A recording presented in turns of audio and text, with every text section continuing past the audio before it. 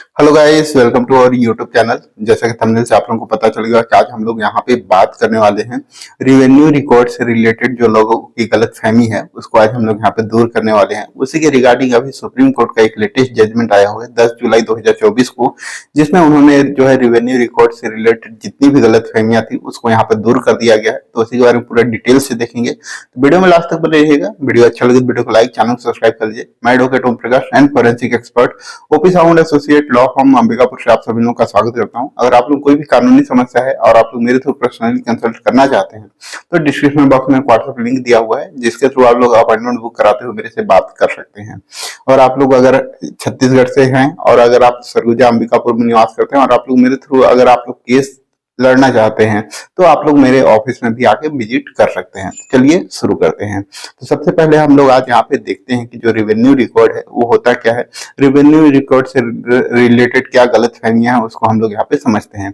बहुत सारे लोगों का ये होता है कि अगर किसी का भी रिवेन्यू रिकॉर्ड जैसे B1 खसरा हो गया या जमाबंदी जिसको बोलते हैं या म्यूटेशन आप समझ सकते हैं, जिसके नाम पे अगर कोई भी भूमि हो जाती है तो लोग समझते हैं कि वह उस प्रॉपर्टी का वहां पे मालिकाना हक उनको मिल गया है, लेकिन ऐसा कुछ भी नहीं है। इसके लिए जो है प्रॉपर आप लोगों का गिफ्ट डीड होता है, सेल डीड हो या विल हो, ये सब चीजों के थ्रू ही आपका कोई भी जो है प्रॉपर्टी है वो वहां पे आपको प्राप्त होता है।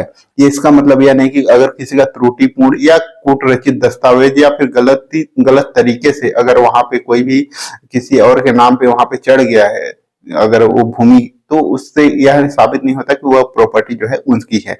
या ऐसा हो सकता है कि आपने किसी को कोई भी प्रॉपर्टी आपने सेल कर दी और वह प्रॉपर्टी जो है आगे के नाम पे नहीं चढ़ी, वो आप ही के नाम पे रह गई, तो इसका मतलब यह नहीं कि वो प्रॉपर्टी आपकी है।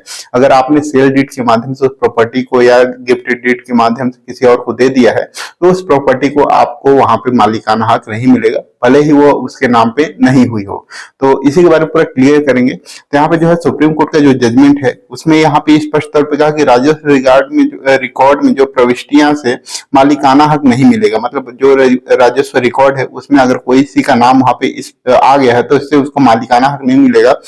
केवल राजस्व रिकॉर्ड में बदलाव होने से विलेख के तहत अधिकार का जो समाप्त नहीं हो जाता। मतलब राजस्व रिकॉर्ड में अगर किसी का नाम वहां पे चढ़ गया है तो इससे जो है विलेख यानी कोई भी गिफ्ट डीड हो, सेल डीड हो, विल हो, वसीयत हो, किसी प्रकार से वो उससे अगर उस प्रॉपर्टी को वहां पे मिला हुआ है तो उससे उसका अधिकार जो है वहां पे समाप्त नहीं हो जाता। यहाँ पे सर्वोच्च न्यायालय जो सुप्रीम कोर्ट है वहां में उन्होंने कहा कि राजस्व अभिलेखों में सही न कराने से राज्य सरकार की ओर से की गई सुस्तियां या लापरवाही से विलेख के तहत राज्य को दिए गए अधिकारों को नहीं छीनेगी। यानी जो है गवर्नमेंट है या उसको वो अधिकार है कि वो उसको वहां पे जो है ट्रांसफर करे, उसकी ड्यूटी है कि अगर कोई भी रजिस्टर्ड सेल डीड होता है, कुछ भी होता है, तो उसको वहां पर जो है वो नाम को ट्रांसफर करे। लेकिन अगर जो शासन है, जो गवर्नमेंट है, वो अगर उस चीज को नहीं कर रही है, जैसे तहसील होता है, तहसील में उस चीज को वहां पे जो है ट्रांसफर करने का वहां पे पावर दिया हुआ है, पटवारी को पावर दिया है, लेकिन वो चीज को वो लोग वहां पे नहीं करते हैं, तो इसका जो है खामियाजा जो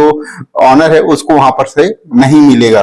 तो इससे यहाँ पे न्यायालय ने कहा कि एक बार संपत्ति वैध उपहार विलेख या सेल डीड या फिर आपको गिफ्ट डीड या फिर वसीयत के माध्यम से अगर किसी के पास हस्तांतरित हो जाता है तो संपत्ति राज्य के स्वामित्व मानी जाएगी। यानी जो प्रॉपर्टी को जिसने खरीदा है उसकी वहां पे मानी जाएगी। न्यायालय ने कहा कि राजस्व अभिलेखों में हस्तांतरणकर्ता का कानूनी अधिकार में सिर्फ उपस्थिति मात्र से कोई अधिकार नहीं बच जाता। यानी उसका अगर नाम वहां पे आगे चल के ट्रांसफर नहीं हुआ तो इससे उसका जो है उस प्रॉपर्टी पे कोई भी मालिकाना हक वहां पे नहीं मिलेगा।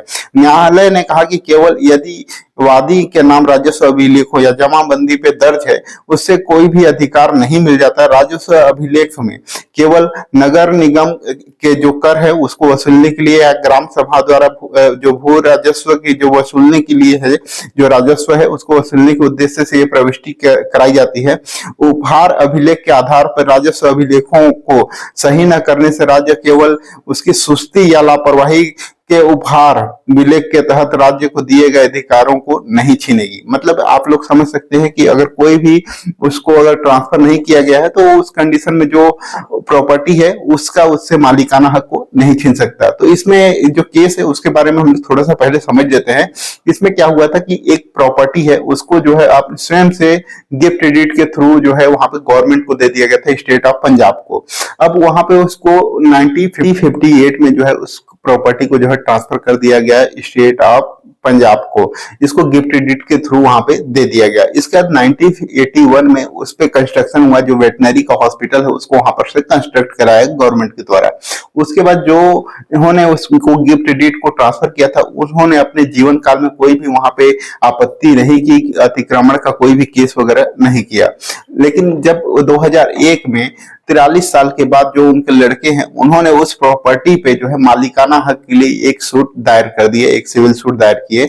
और उसमें जो है सिविल सूट जब दायर किए लोअर कोर्ट में, तो लोअर कोर्ट ने जो है उनको वहां पर से उनके फेवर में ऑर्डर कर दिया, और जो स्टेट ऑफ पंजाब है उनको वहां पर से प्रॉपर्टी को, जो उनका लड़का था उनको वहां पे देने के लिए ऑर्डर कर दिया गया। इसमें क्या हुआ था कि जो गिफ्ट डीड के माध्यम से स्टेट ऑफ पंजाब को वहां पे दिया गया था, लेकिन रेवेन्यू रिकॉर्ड में क्या हुआ था, उनके लड़के का ही नाम वहां पे चलते आ रहा था। उनके पिताजी का नाम था, उनके पिताजी के डेथ के बाद जो है उनका वहां पे नाम इंटर हो गया था, यानी जो है वहां पे म्यूटेशन नहीं हो पाया था, स्टेट और गवर्नमेंट को वहां पे जो है नाम ट्रांसफर नहीं हो पाया था।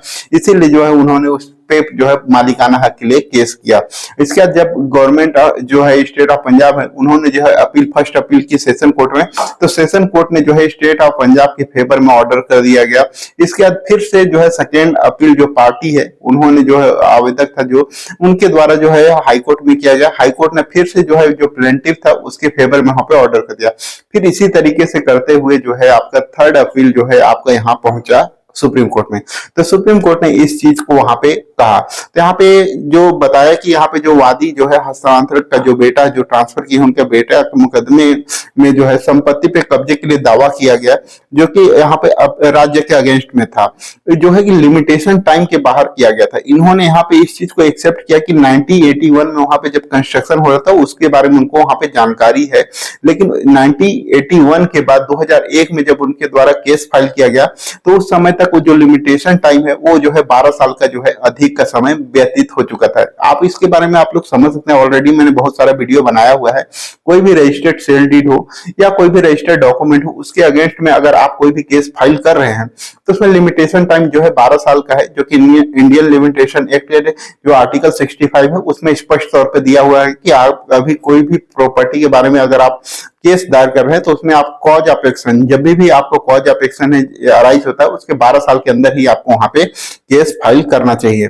तो इसमें जो है 12 साल का लिमिटेशन टाइम है वो वहां पे जो है एक्सीड हो गया था, ज्यादा हो गया था। इस तरीके का जो है यहाँ पे इस चीज को कहा गया।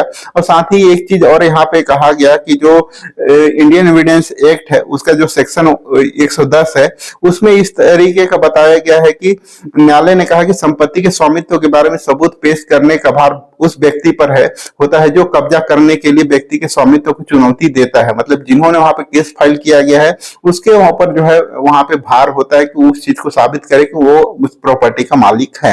लेकिन न्यायालय की जो निचली अदालत है उन्होंने स्वामित्व साबित करने का भार जो है अपील करता या प्रतिवादी पर डाल दी थी, क्योंकि कब्जे के मुकदमे में सबूत पेश करने का भार जो है वादी पर होता है। लेकिन वहां पे जो है न्यायालय वहां पे जस्ट अपोजिट वहां पे किया हुआ था। इस तरीके से जो है यहाँ पे बताया। और यहाँ पे जो रेवेन्यू रिकॉर्ड था उसको वहां पे जो है मालिकाना हक न मान के यहाँ पे जो है जो गवर्नमेंट था उसको वहां पे मालिकाना हक माना। तो यहाँ पे अदालत ने कहा, यह स्पष्ट रूप से देखते हुए कहा कि अस्पताल 1998 से मुकदमे की भूमि पर काम चल रहा था। ट्रायल कोर्ट के साथ साथ उच्च न्यायालय ने भी गलत तरीके से स्वामित्व सबूत अपील करता या स्थानांतरित कर दिया, जबकि साक्ष्य अधिनियम 110 के तहत यहाँ पे प्रतिवादी पर यहाँ पे भार था। यहाँ पे इसीलिए जो है राज्य की जो अपील थी उसको यहाँ पे स्वीकार कर ली। यहाँ तक आप लोगों को पूरा एक एक चीज क्लियर हो गया होगा कि कोई भी प्रॉपर्टी जो है उसको वहाँ पे केस फाइल करने का भी लिमिटेशन टाइम होता है। और रिवेन्यू रिकॉर्ड में सिर्फ नाम रहने से कोई भी उस प्रॉपर्टी का मालिक नहीं होता है। उसका रिवेन्यू रिकॉर्ड में नाम था, उसके बावजूद भी वो प्रॉपर्टी उनको वहां पे नहीं मिली। आई थिंक आप लोगों को एक एक चीज क्लियर हो गया होगा। तो वीडियो अगर अच्छा लगा तो वीडियो को लाइक करें, ज्यादा से ज्यादा लोगों तक शेयर करें, चैनल को सब्सक्राइब करें ताकि आगे आप लोगों को इस तरह का और भी अपडेट देखने को मिल सके। वीडियो को लास्ट तक देखने के लिए आप सभी लोगों का धन्यवाद। जय हिंद, जय भारत।